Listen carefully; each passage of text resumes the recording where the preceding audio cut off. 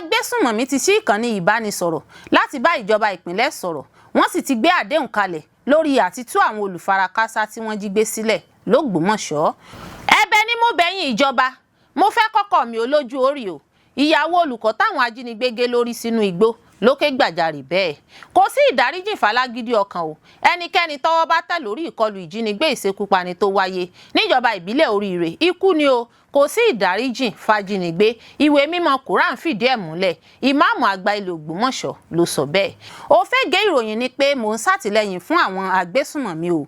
Gumi ló ganu sọ̀rọ̀ tako àwọn ẹ̀sùn tí wọ́n fi kàn lórí ayélujára bẹ́ẹ̀.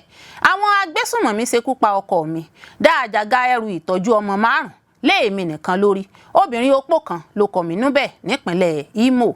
Àwọn agbébọn dunkoko láti jí àwọn ọmọ iléèwé gbé nípínlẹ̀ Ogun. Àwọn ọlọ́dẹ ìbílẹ̀ ń béèrè fún àtìlẹyìn ìrànlọ́wọ́ ìjọba. Àṣẹ igi tó tọ́ kì í pẹ́ ní igbó. Wọ́n ṣètò ìsìnkú gbajúgbajà dókítà tí wọ́n ní kì í fi ti owó ṣe ṣáájú kí ó tó du ẹ̀mí aláìsàn l'Ogbomoso. Olórí Olúwaṣìndáráyọ̀ nínú ayé tèmi ni oníròyìn yìí. Ẹ gbọ́ àtúpalẹ̀ àwọn ìròyìn náà lẹ́kùnrẹ́rẹ́. Ẹ káàbọ̀ sí ìkànnì Drive TV. Fún ìgbà àkọ́kọ́, ẹ gbìyànjú láti like, share, subscribe kẹ́ ẹ lè máa gbádùn wa lóòrèkóòrè. Àwọn Agbesúnmọmi ti ṣí ìkànnì ìbánisọ̀rọ̀ láti bá ìjọba ìpínlẹ̀ sọ̀rọ̀. Wọ́n sì ti gbé àdéhùn kalẹ̀ lórí àti tú àwọn Olufarakasa tí wọ́n jí gbé sílẹ̀ l'Ogbomoso. Àwọn afurasí Agbesúnmọmi tí wọ́n jí àwọn ọmọ iléèwé àti olùkọ́ sálọ láwọn iléèwé 3 ọ̀tọ̀ọ̀tọ̀ nílùú Ẹ̀sìn-Ẹ̀lẹ̀, Yawọta àti Aláwùsá níjọba ìbílẹ̀ Oríire nípínlẹ̀ Ọ̀yọ́ ti ṣí ìkànnì ìbánisọ̀rọ̀ pẹ̀lú ìjọba ìpínlẹ̀. Àwọn orísun méjì ńlá kan tó ṣe é gbàgbọ́ sọ fún àwọn akọ̀ròyìn pé àwọn Agbesúnmọmi náà kọ̀ jálẹ̀ láti bá àwọn mọ̀lẹ́bí Olufarakasa sọ̀rọ̀ tààràtà. Àwọn orísun náà sọ wípé àwọn Agbesúnmọmi ọ̀hún sọ wípé gómìnà nìkan làwọn fẹ́ bá sọ̀rọ̀, kò sí ẹlòmíràn mọ́. Àdéhùn tí wọ́n gbé kalẹ̀ nìyẹn fún ìdúnàdúrà. Nítorí náà kò sẹ́ni tó mọ ẹ̀kúnrẹ́rẹ́ àti àwọn ohun tí wọ́n ń béèrè fún gan-an ní pàtó. Ẹ̀wẹ̀, a kò lè fìdí rẹ̀ múlẹ̀ bóyá ìdúnàdúrà náà ń wáyé nípasẹ̀ gómìnà fúnra rẹ̀ tàbí aṣojú ìpínlẹ̀.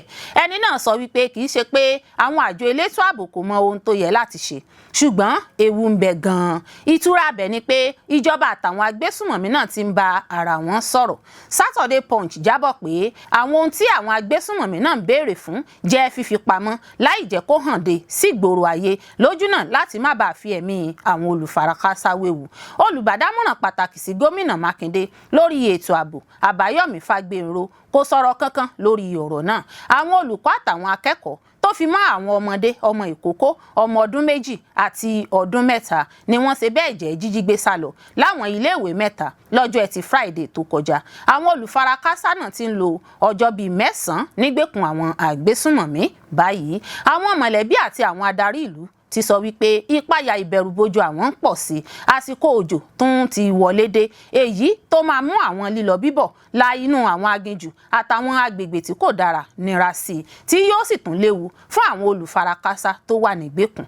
Ìṣẹ̀lẹ̀ ìkọlù yìí ti dá ìpayà ìbẹ̀rùbojo sílẹ̀ fún àwọn aráàlú, pàápàá jùlọ àwọn olùkọ́, àwọn òbí àti alágbàtọ́ àti àwọn akẹ́kọ̀ọ́. Ọ̀pọ̀ olùkọ́ ló ń bẹ̀rù báyìí láti lọ kọ́ àwọn akẹ́kọ̀ọ́ níléèwé, pàápàá jùlọ àwọn iléèwé tó wà ní ìgbèríko ìlú, kódà èyí tó wà nígboro gan.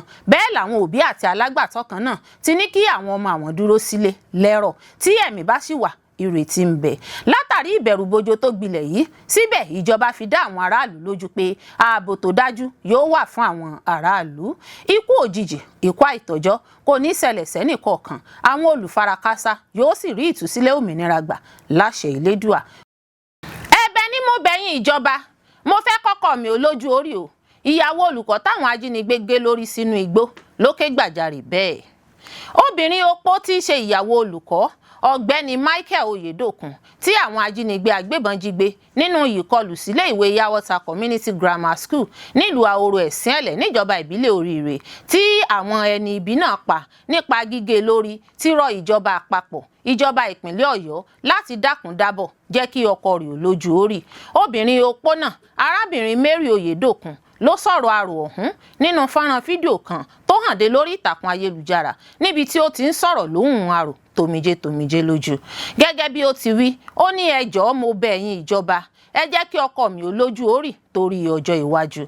Ó rawọ́ ẹ̀bẹ̀ sáwọn tọ́rọ̀ kàn, àwọn ikọ̀ ẹ̀ṣọ́ aláàbò gbogbo pé kí wọ́n ó dákun bá òun wá ìyókù ara ọkọ̀ òun tí àwọn adánilóró ẹni ibi náà dẹ́mi rẹ̀ légbodò gé lórí sínú igbó. Ṣé lọ́jọ́ àìkú Sunday ọjọ́ 17 oṣù karùn-ún ọdún yìí ni fọ́nrán fídíò tí ó ṣe àfihàn bí àwọn ẹni ibi ajínigbé agbébọn ọ̀hún ṣe gé orí ọ̀gbẹ́ni Michael Oyedokun, ọ̀kan nínú àwọn olùkọ́ tí wọ́n jí gbé nínú ìkọlù tí wọ́n ṣe sílé ìwé Yawọta Community Grammar School nílùú Ahoro Ẹ̀sìnẹ̀lẹ̀ lọ́jọ́ 15 oṣù karùn-ún, nínú èyí tí wọ́n ti jí àwọn akẹ́kọ̀ọ́ tó lé lọ́gbọ̀n pẹ̀lú olùkọ́ 7 tó fi mọ́ ọ̀gá iléèwé náà.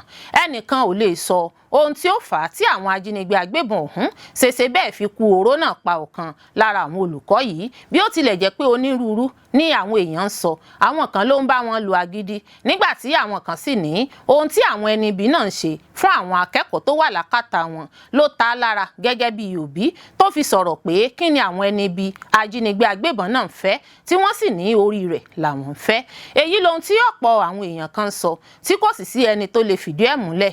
Ohun tí fọ́nrán fídíò náà ṣàfihàn rẹ̀ ni bí ọkùnrin olùkọ́ ọ̀hún ọ̀gbẹ́ni Oyedokun ṣe sọ orúkọ rẹ̀ àti ti iléèwé ni wọ́n gé orí rẹ̀ pẹ̀lú idà.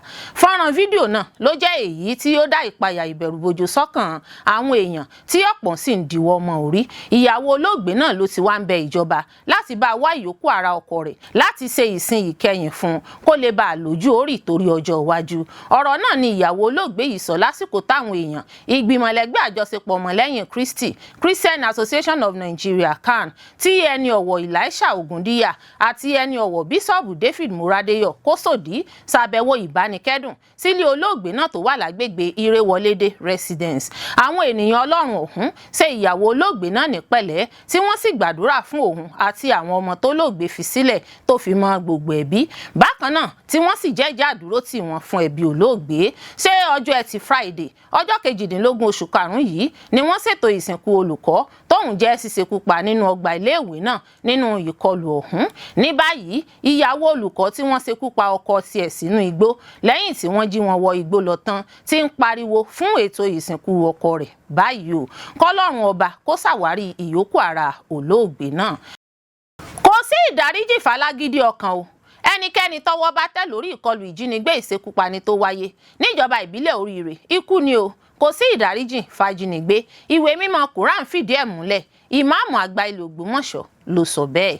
Ìmáàmù ti ilẹ̀ Ògbómọ̀ṣọ́ ọ̀mọ̀wé Sheikh Yunus Toliat Olúṣínà Ayílára kejì ti pé ìjọba àpapọ̀ láti ṣekú pa èyíkéyìí ajínigbé agbébọn tí wọ́n bá lọ́wọ́ nínú ìṣekọlù jíjí àwọn akẹ́kọ̀ọ́ àti olùkọ́ gbé níléèwé nílùú Ahoro Ẹ̀sìnẹ̀lẹ̀ níjọba ìbílẹ̀ Oríire. Ó ní bọ́wọ́ bá tẹ àwọn ẹni ibi náà kò sí ìrònú pìwàdà fálágídí ọkàn lọ́rọ̀ wọn. Ẹni Ọlọ́run náà ìmáàmù àgbà ilẹ̀ Ògbómọ̀ṣọ́ sọ̀rọ̀ ọ̀hún lásìkò wáàsí rẹ̀ nínú ìrun Jímọ̀ lọ́jọ́ Ẹtì Friday ọjọ́ 22 oṣù karùn-ún yìí. Lásìkò wáàsí rẹ̀ ọ̀hún ìmáàmù Ayílára sọ pé ẹnikẹ́ni tí ọwọ́ ìjọba bá tẹ̀ pé ó lọ́wọ́ nínú ìṣẹ̀lẹ̀ ìkọlù ìjínigbé ṣekú pa àwọn aláìṣẹ̀ nínú ìkọlù ọ̀hún lẹ́yìn ìwádìí ìfimúfínlẹ̀ tó gbópọn kí wọn ó ṣekú pa ni. Gẹ́gẹ́ bí ó ti wí, ó ní bí ìjọba bá nawọ́ mú àwọn ẹni ibi náà tí ìwádìí ìfimúfínlẹ̀ sì fìdí ẹ̀ múlẹ̀ pé àwọn ni wọ́n wà nídìí ìṣẹ̀lẹ̀ ìkọlù kí wọ́n má fojú àánú wò wọ́n. Ìmáàmù àgbà náà ní ìwé mímọ́ Quran náà fọwọ́ sí pé ìdáríjì kò sí fún irú àwọn ènìyàn náà, ikú ló yẹ wọ́n. Onímọ̀ nípa ẹ̀sìn Islam náà fi àìdùnnú rẹ̀ hàn lórí bí àwọn ajínigbé agbébọn ọ̀hún ṣe ṣekú pa àwọn aláìṣẹ̀ náà. Olùkọ́ ìmọ̀ ìṣirò tí wọ́n gé lórí ó ṣàpèjúwe ìwà náà táwọn ẹni ibi ajínigbé ọ̀hún hù gẹ́gẹ́ bí èyí tó burúkú jáì tó sì jẹ́ ìwà ọ̀dájú. Ó ní ẹ̀ṣẹ̀ wọn kọjá rírí ìdáríjì gbà. Ó ní torí bí ènìyàn kan bá dájú tó bẹ́ẹ̀ tó gbẹ̀mí ènìyàn abẹ̀mí bíi tirẹ̀ dùú lọ́rùn ó ṣe ohun tí ó burúkú jù.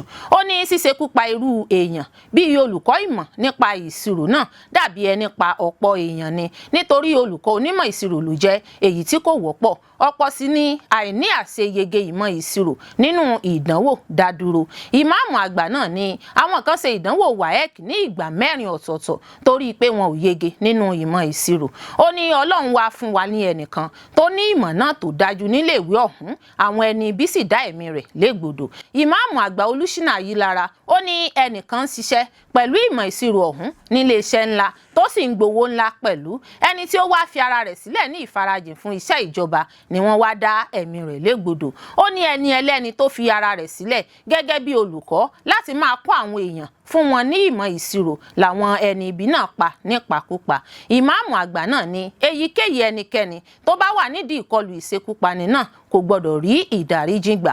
onímọ̀ nípa ẹ̀sìn náà gbójú agan sí èrò fífọwọ́ pa ajínigbé agbébọn lórí. ó ní ǹjẹ́ ó yẹ láti foríjì àwọn aláìlẹ́rìí ọkàn bẹ́ẹ̀. ó ní báwo la ṣe máa dáríjì wọ́n fún kíni. ó ní kíni ìwé mímọ́ Quran sọ.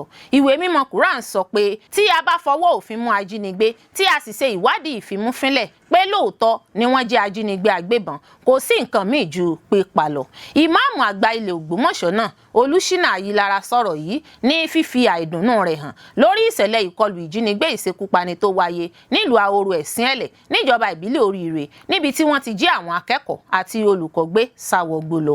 ìmáàmù àgbà náà wá sí àtẹnumọ́ rẹ̀ pé ẹnikẹ́ni tí ọwọ́ ìjọba bá tẹ̀ lórí ìkọlù náà kò sí ìdáríjì ju pípa lọ. Ofege ìròyìn ni pé mò ń ṣàtìlẹyìn fún àwọn agbésùnmọ̀mí o. Gumi ló ganu sọ̀rọ̀ tako àwọn ẹ̀sùn tí wọ́n fi kàn án lórí ayélujára bẹ́ẹ̀. ìlúmọ̀ọ́ká àlùfáà ẹ̀sìn Islam ni Ahmad Abubakar Mahmood Gumi ti dá àwọn ẹ̀sùn nípa àwọn ọ̀rọ̀ tó ń ṣàtìlẹyìn ìgbésùnmọ̀mí lórílẹ̀‐èdè Nàìjíríà nù bí omi ìsanwó. ó ṣàpèjúwe ìròyìn náà gẹ́gẹ́ bí òfégè ìbanilórúkọjẹ́ àti ìwà ìkà. nínú àtẹ̀jáde ìròyìn kan tó jẹ́ gbígbé jáde sójú òpó ayélujára mọ̀mímọ́ Facebook rẹ̀ lọ́jọ́ àbámẹ́ta Sátidé, Gumi sọ wípé òun ti ṣàkíyèsí pé àwọn ìfọ̀rọ̀wánilẹ́nuwò òun kan lórí àwọn amóhùnmáwòrán lórí ọ̀rọ̀ ètò ààbò àti ìgbésùnmọ̀mí ni wọ́n sì gbọ́ nípa ohun tó ṣàpèjúwe gẹ́gẹ́ bí ẹlẹ́yàmẹ̀yà, ẹgbẹ́ tó ń jà fún ẹ̀yà wọn, àwọn èèyàn tí ẹ̀tanú ń darí àti àwọn olùṣẹ̀dá fídíò lórí ìtàkùn ayélujára. gẹ́gẹ́ bó ṣe wí, ó ní àwọn èèyàn tọ́rọ̀ kàn náà kàn ń lo àwọn àkọlé ìròyìn ẹlẹ́gbin láti fi fa àwọn aráàlú àti àwọn èèyàn orí ìtàkùn ayélujára íńtánẹ́ẹ̀tì mọ́ra ni tí ìparun àti ìjìyà àwọn ènìyàn. àlùfáà náà sọ ní gbangba pé òun kò ṣàtìlẹ́yìn tàbí dá iṣẹ́ láabi àwọn agbésùnmọ̀mí láre ní èyíkéyìí ọ̀nà. Gumi ṣàpèjúwe ara rẹ̀ gẹ́gẹ́ bí ọmọ orílẹ̀-èdè olótìtọ́ tó gbàgbọ́ gidi gan nínú agbára orílẹ̀-èdè Nàìjíríà. ó fi kún pé kí àwọn aráàlú àtàwọn aláṣẹ fojú fo àwọn ìròyìn tó ń tàn kálẹ̀ tako òun gẹ́gẹ́ bí òfégè àti àyédèrú. bákan náà ló tún ṣèkìlọ̀ pé ẹnikẹ́ni tó bá tẹ̀síwájú nípa pínpín ohun tó pè ní ìròyìn èké tako òun látọjọ́ àtẹ̀jáde náà yóò fojú winá òfin.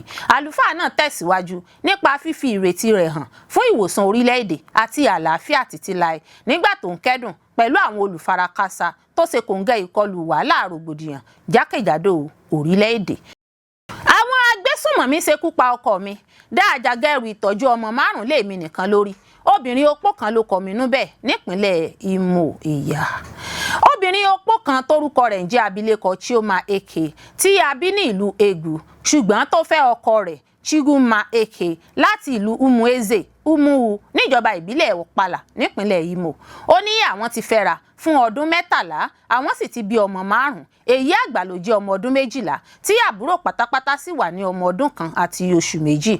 ó ní òun kò ṣe nǹkan kan báyìí nítorí pé òun sì ń ṣe ìtọ́jú àbíkẹ́yìn ọmọ ìkókó àwọn lọ́wọ́. obìnrin náà ni àwọn kó lọ ìlú Eziobodo níbi oṣù 3 sẹ́yìn ṣáájú kí àwọn afurasí adaranjẹ tó ṣekú pa ọkọ òun. ó ní oníṣòwò tó ń ta àwọn aṣọ ní ọkọ òun, àwọn sì ṣẹ̀ṣẹ̀ kó dé agbègbè Eziobodo ni kí ó bàa lè bẹ̀rẹ̀ iṣẹ́ okòwò rẹ̀ lágbègbè náà. ó ní àwọn akẹ́kọ̀ọ́ fútò ni wọ́n gbà pé ó yẹ kí wọ́n wà lára àwọn oníbàárà rẹ̀. nígbà tó ṣàlàyé ìṣẹ̀lẹ̀ tí ó ṣokùnfà ikú ọkọ rẹ̀, obìnrin náà sọ wípé bí àwọn ṣe jí lówùúrọ̀ ọjọ́ náà, ọkọ òun sọ fún òun pé òun kò ní okun àti agbára láti jáde síta lọ ibi iṣẹ́ rẹ̀. ó sì pinnu láti dúró sílé tó sì padà jáde síta ní ìrọ̀lẹ́. ó ní ọkọ òun jáde nírọ̀lẹ́ ọjọ́ náà láti lọ wá oògùn rà fún ọmọ àbíkẹ́yìn àwọn tó ní èélá lásìkò náà. ó jáde síta ní nǹkan bíi aago 6 ìrọ̀lẹ́ kù ìṣẹ́jú díẹ̀ fẹ́ lù. gbàrà tó jáde síta ní àwọn èèyàn kan wọlé sínú àgbàlá tí wọ́n sì ń sọ̀rọ̀ nípa ìkọlù nípasẹ̀ àwọn adaranjẹ. ó ní òun wà níta ilé pẹ̀lú àwọn ọmọ òun tí àwọn sì ń dúró de ọkọ òun láti darí padà dé. kò pẹ́ púpọ̀ kó tó di pé àwọn èèyàn kan kọjá tí wọ́n sì sọ wípé àwọn agbébọn yìnbọn mọ́ ẹnìkan. Ó ní bí òun ṣe gbọ́ ìròyìn yìí níṣe lòun ṣáà ń gbàdúrà pé kí láburú kankan má ṣe ṣẹlẹ̀ sí ọkọ òun, nítorí pé gbàrà tí ọkọ òun jáde kúrò nílé ni àwọn gbọ́ nípa ìròyìn ìkọlù náà. Nígbà tí àwọn èèyàn sì wà ní ìta tí wọ́n ń sọ̀rọ̀, òun gbàdúrà fún ọkọ òun fún ààbò. Lẹ́yìn àkókò díẹ̀ lòun pinnu láti wọnú ilé láti wo ẹ̀rọ fóònù òun wò ṣáájú kí òun tó rí i pé fóònù òun ti ń dún.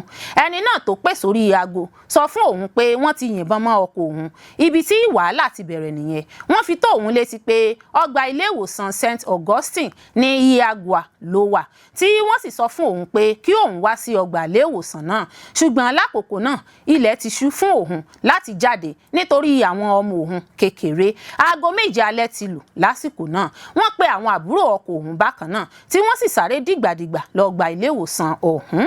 Obìnrin náà ní òun gbọ́ pé àwọn ikọ̀ fìjìláńtẹ̀ kan nílùú ni wọ́n rán láti dáàbò bò wọ́n, tí òun sì bẹ̀ wọ́n lórí fóònù ìbánisọ̀rọ̀ pé kí wọ́n bá òun mójútó ọkọ òun dìgbà tí òun ò fi dé sí ilé ìwòsàn náà lówùúrọ̀ ọjọ́ kejì.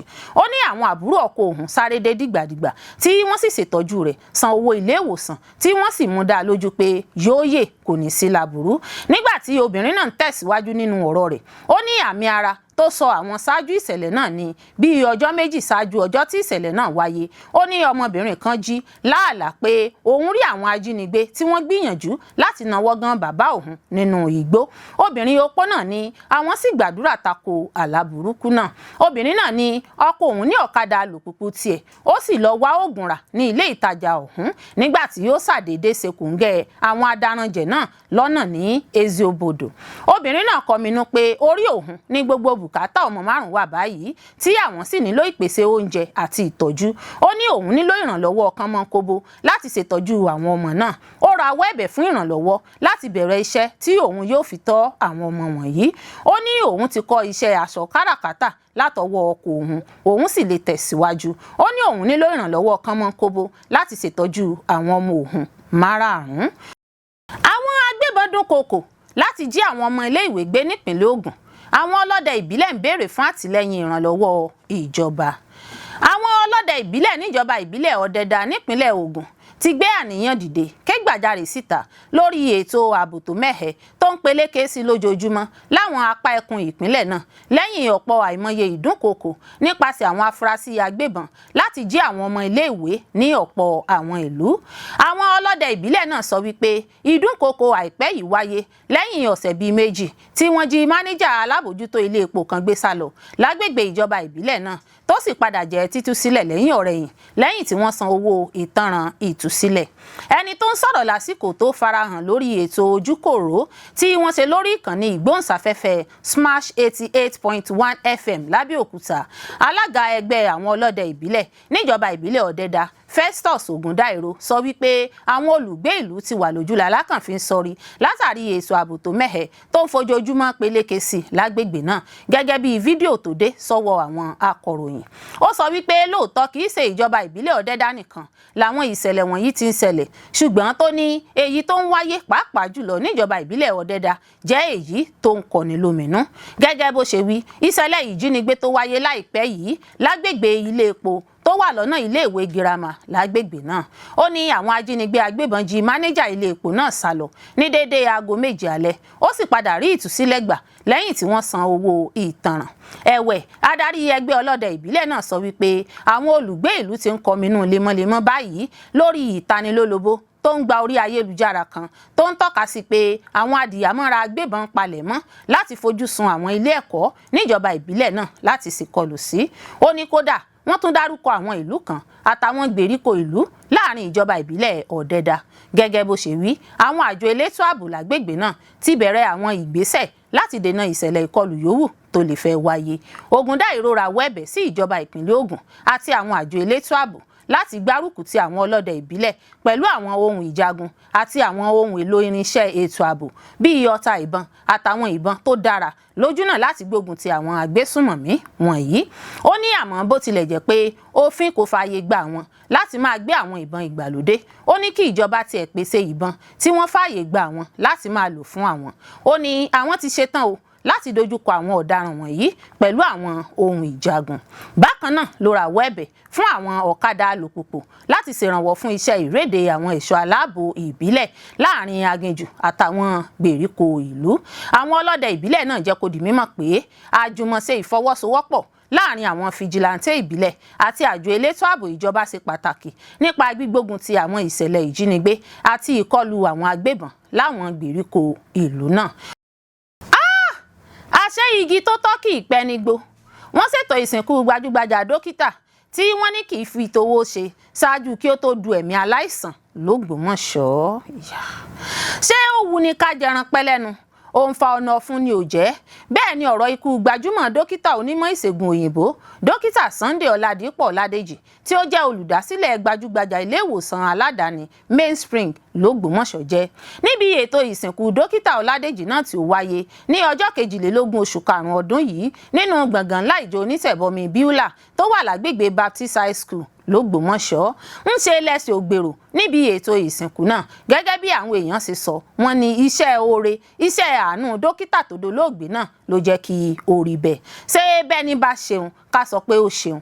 Ariwo dókítà Ọládèjì dáa lóníwàásù àtàwọn èèyàn tó ṣe ìjẹ́rìísí nípa olóògbé náà ń pa. Wọ́n ní bí wọ́n bá gbé aláìsàn délé ìwòsàn rẹ̀, ìtọ́jú àti ààbò ẹ̀mí aláìsàn lákọ̀ọ́kọ́. Wọ́n ní ẹ̀mí lójú lohun tó máa ń sọ. Àmọ́ ó bani lọ́kàn jẹ́ púpọ̀ pé ẹni tí ó dáàbò bo ẹ̀mí ẹni ẹlẹ́ni kò lè gba ẹ̀mí ara rẹ̀ níjọ́ ikú dé. Nínú ọ̀rọ̀ ẹ̀rí àwọn èèyàn, àwọn kan fi olóògbé dókítà Ọládèjì wé áńgẹ́lì tó wá láwòrán èèyàn. Wọ́n ní iṣẹ́ àánú rẹ̀ pọ̀ púpọ̀.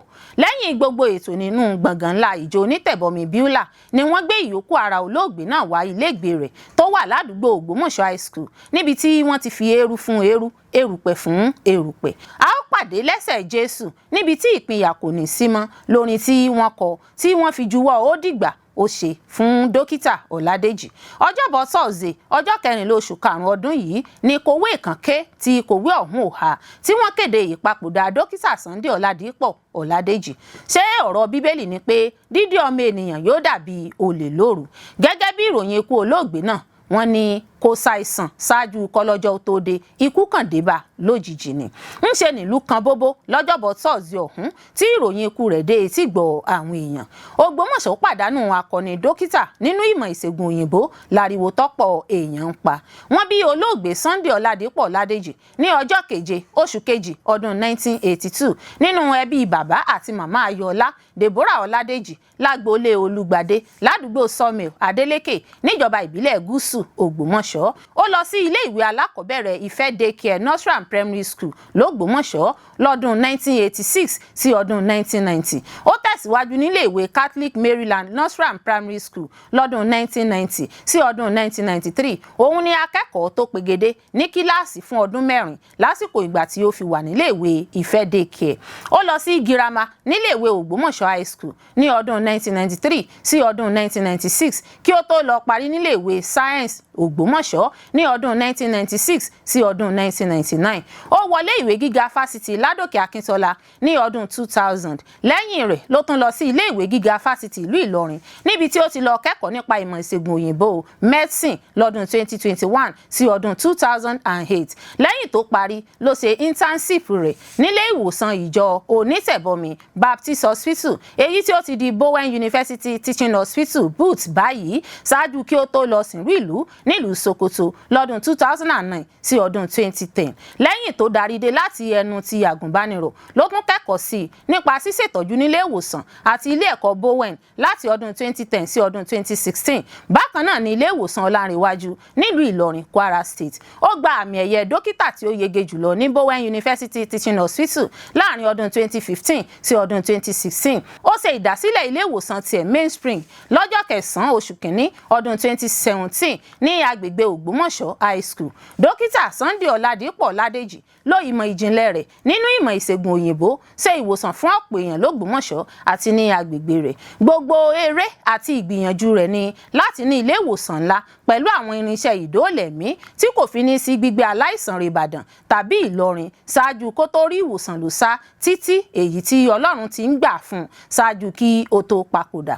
Dókítà Sunday Ọládèjì dágbére fáyé lẹ́ni ọdún 84 ogójì ó fi ìyàwó àti ọmọ sílẹ̀ sáyé lọ. Àdúrà wa ni pé kí Ọlọ́run ó ṣekú ní ìsinmi fún dókítà Sunday Ọládìpọ̀ Ọládèjì náà tó dolóògbé, kí ó sì dúró ti ẹbí rẹ̀ kóhun gbogbo tí ó fi sílẹ̀ kó má ṣe díbàjẹ́. Olórí Olúwaṣìndáráyọ̀ nínú ayé tèmi ni oníròyìn yín. Ẹ ṣé púpọ̀ fún gbígbọ́ àti wíwò tí ẹ ń wò wá. Etí tẹ̀ fi ń gbọ́ wa kò ní di, ojú tẹ̀ fi ń wò wá kò ní fọ́. Láṣẹ Elédùà yóò sì dára fún yín.